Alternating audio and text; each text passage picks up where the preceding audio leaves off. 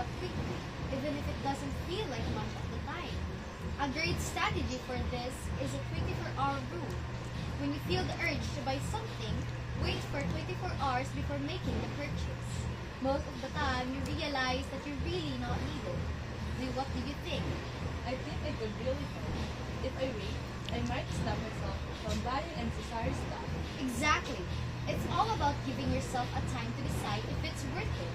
Now, let's move on to Angel. So Angel, you said you often spend too much on social outings with friends. Can you share more about your situation? Sure, I love hanging out with my friends, but we usually eat out or go to the movies, and it gets expensive. I end up spending most of my allowance on those. That can be tough, especially when you want to enjoy time with friends. One idea is to plan low-cost activities like potluck dinners, movie nights at home, and even studying together. You could also set a weekly spending limit for social outings.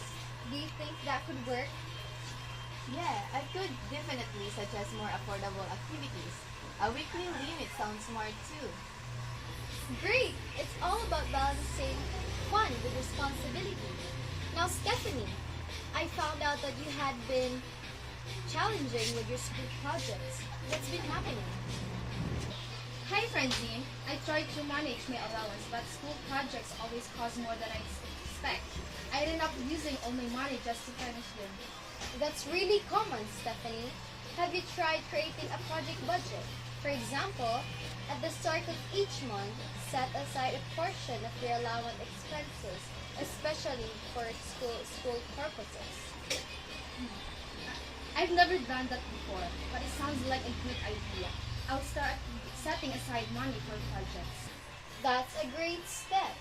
It'll give you a peace of mind when unexpected expenses arise. Now, Shane, you mentioned that you're saving up for something, but get distracted by small daily expenses. Can you share more about that? Hi, Francine. I'm trying to save for a new phone, but I always end up buying snacks or small things like games, and my savings don't grow. Saving for a big goal like a phone can be hard when daily expenses add up. One trick and tip is to track all your spending for a week. Once you see where your money goes, you can identify areas to cut back, like bringing snacks from home instead of buying them. Does that sound doable? Yeah, tracking my spending sounds like a good idea. I think I'll find a lot of unnecessary expenses. It's eye-opening for sure. Lastly, Ami, you've mentioned that the group project contributions and extracurricular fees keep draining your allowance. What's been going on? Hi, Francine. It feels like every week there's a new group project or activity.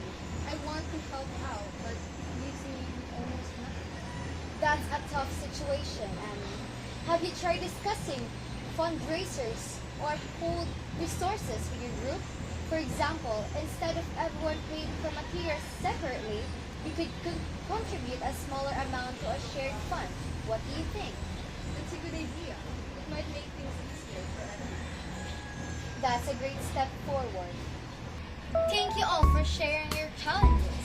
Budgeting is about small, smart changes that add up over time.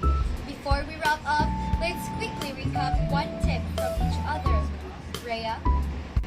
Wait, 24 hours before buying something can stop you from spending impulsively. Plan affordable hangouts with friends and set a weekly spending limit.